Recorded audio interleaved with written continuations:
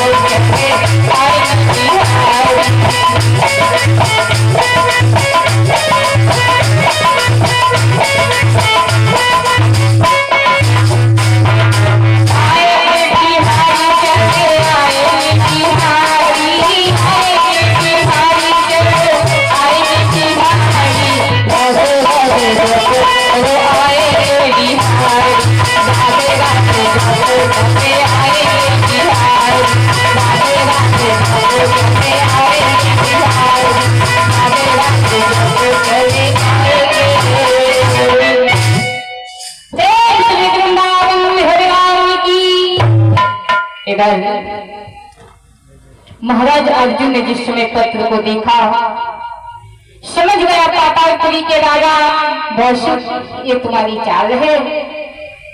अब जिस समय तुम जाना होगा हमारे यहाँ हमारे बहुपुत्रा के कदम से जब जाना कि बालक का अवतार हो गया मैं समझ गया हूँ कि ये राजा बहुत की चाल है। लेकिन महारानी नागिनी ने अपने पति से ये बात को छुपाया। धीरे धीरे प्यारे भक्त समय और आगे बढ़ता रहा। राजा वासुक की जो पुत्री है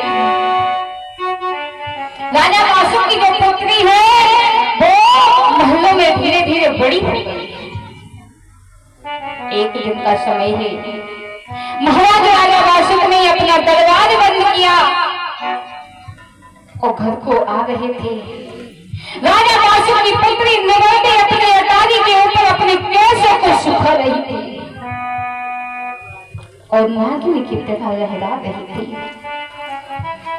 और जब केशों को सुखा रही थी धीरे धीरे चल रही देखो और नागिन से लहरावे और बिजली से चमकती दाता सुंदर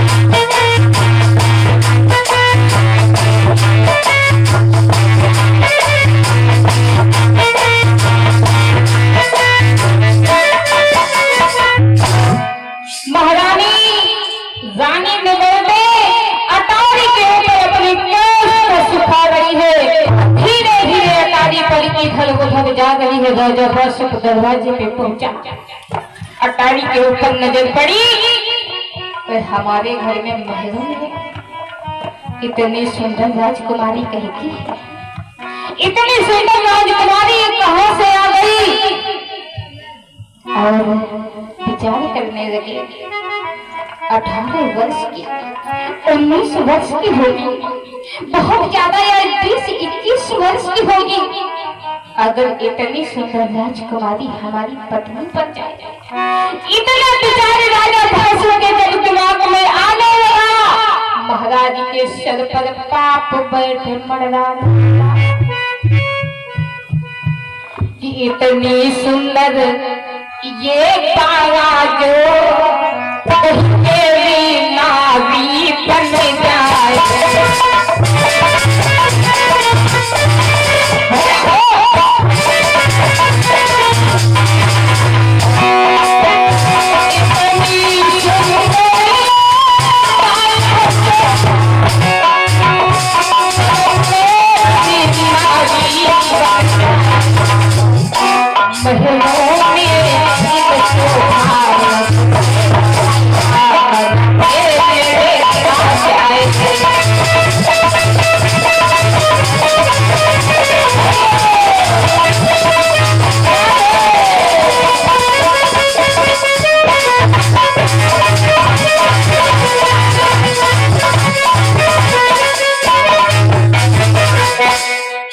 कहीं इतनी सुंदर राजकुमारी हमारे आंगन में आ जाए तो हमारा आंगन कितना सुंदर लगेगा। इतनी सुंदर राजकुमारी, इतनी सुंदर और हमारी पत्नी बन जाए तो हमारा घर कितना अच्छा लगेगा। जब गंदे गंदे विचार महाराज के आने लगे उसी समय महाराज के शरीर से कौन फूटना आरंभ हो गया। नजर डाला ही अपने शरीर पर, अपने शरीर पे जाई समय नजर डाला कि हमारे हाथों से ये रथ कैसे बहने लगा। सोचा हो सकता है तो शरीर है, कोई ऐसी दाना खुशी निकल आया हो। दूसरी बार जब गंगे नजर डाला इतनी सुंदर औरत हमारी पत्नी बनकर के मेरे पास में रहे तो महाराज के पूरे शरीर से रत्न बहने लगा। महाराज नहीं जान पाई ये लड़की हमारी है। जब देखा है हमारे शरीर से सब रत्न बह रहा है, महलों के अंदर प्रवेश हो गए। रानी नागिनी पास में आई, महाराज क्यों चीख रहे हो? नागिनी ये बता दो, नागिनी तू ये बता दो, ए अटारी के ऊपर लड़की नौजवान कौन खड़ी है? महाराज कहा कौन? तुझे नहीं पता? नागिनी समझ गई हमारी बेटी लगाते है अटारी के ऊपर। महाराज बात क्या है? महाराज जल्दी बता दो, बात कारण क्या है? नागिनी हमें बताएगी नहीं, मेरे शरीर से सब रत्न बहता जा रहा है, मेरा शरीर कोड़ फूट रहा है, मेरा शरीर सब कट करके गिर जाएगा, लेकिन तू अपनी जबान लड़खड़ा रही है। जल्द से बता दे ये अटारी के ऊपर लड़की कौन है? नागिनी बोली महाराज बता दीजिए, लेकिन पहले मेरी कसम खाओ। क्या? हाँ, पहले तो मेरी कसम खाओ कि हम आपको कुछ कहेंगे नहीं। बता दे, मैं आपको कुछ नहीं कहेंगे, लेकिन तू जल्द से बता दो ये है कौन? ये कौन सी लड़की है? महाराज कहने लगे ये लड़की वही है, तुझे नहीं पता ये कौन सी लड़की है? महाराज सुनो, मेरी कसम खाओ। राजा बासु कहने लगे हाँ नागिनी मैं तेरी सोगर उठा रहा हूँ, मैं तुझे कुछ नहीं कहूँगा, लेकिन बता दे ये कौन है? रिश्तेदार है या गाँव की है, परिवार की है, ये कौन वाला है?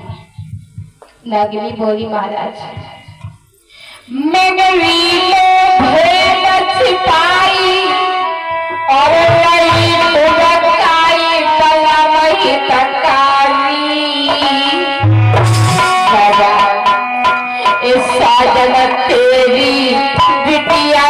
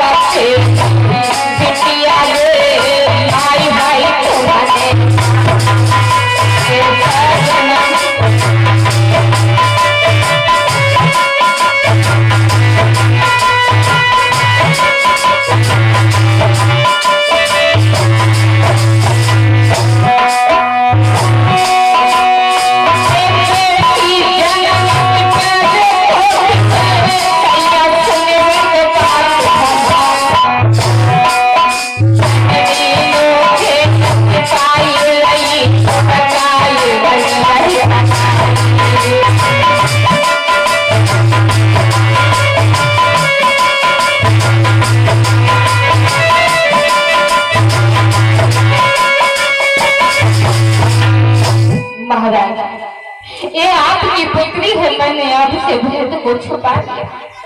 मैंने आपको जाना कि अगर जिस समय यह जानोगी कि ये तुम्हारी पुत्री है, उसी समय महाराज तुम आंगन के बीच में तुम्हारा मृत्यु हो जाएगा।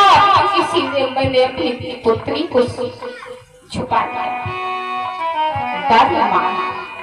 मां की ममता राजन, हाँ, मैंने अपनी कन्या को भी नहीं मार पाया और कन्या को मार करके महाराज मैंने अपने पति को भी मरते नहीं देख पाया। बताया है कभी नहीं कि जैसी संसार में प्यारे माँ की ममता होती है,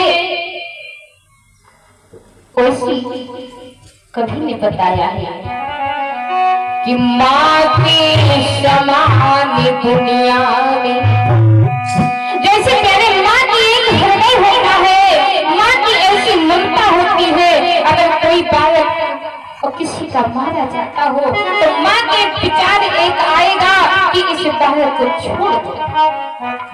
कि माँ के समान दुनिया में कोई प्रभु नजर नहीं पाया,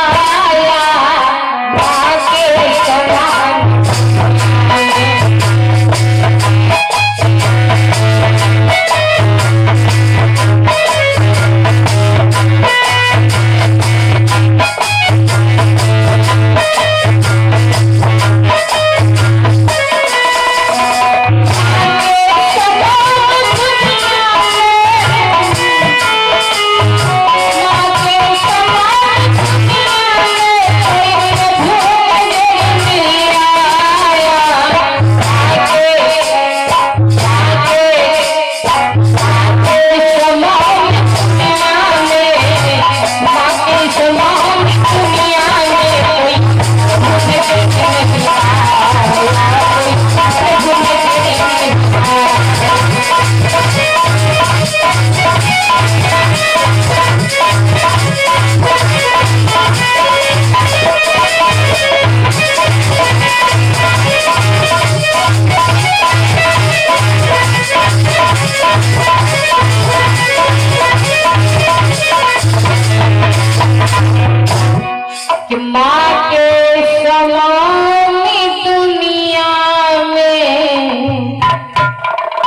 कोई प्रभु नजर नहीं आया। ऐसी मां की ममता होती है। हे राजा बासु, मैंने अपनी पुत्री को नहीं मार पाया।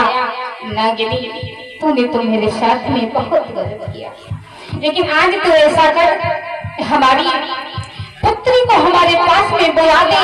मां तो मैं कुछ नहीं कर सकता हूँ, लेकिन अपनी पुत्री से मैं माफी तो मांग सकता हूँ,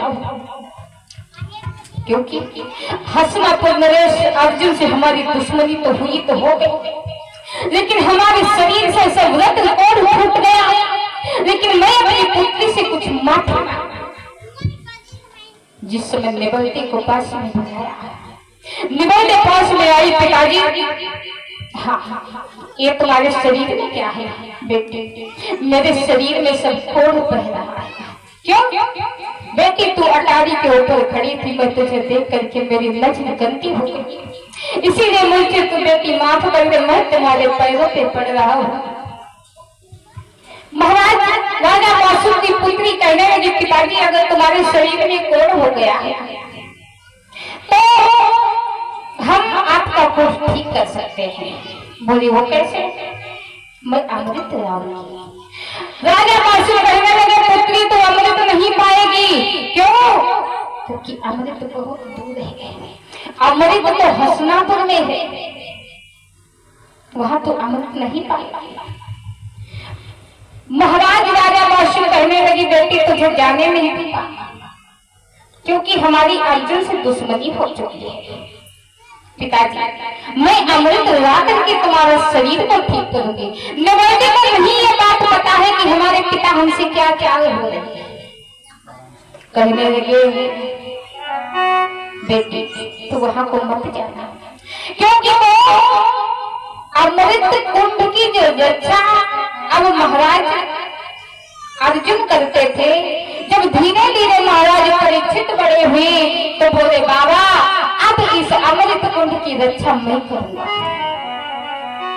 क्योंकि बेटी अमृत कुंड की रक्षा महाराज परीक्षित करते हैं। बेटी अब तुम वहां अवश्य नहीं जा पाओगे, क्योंकि वो धर्मंतर का सिखाया हुआ महाराज परीक्षित तुझे आने नहीं देगा।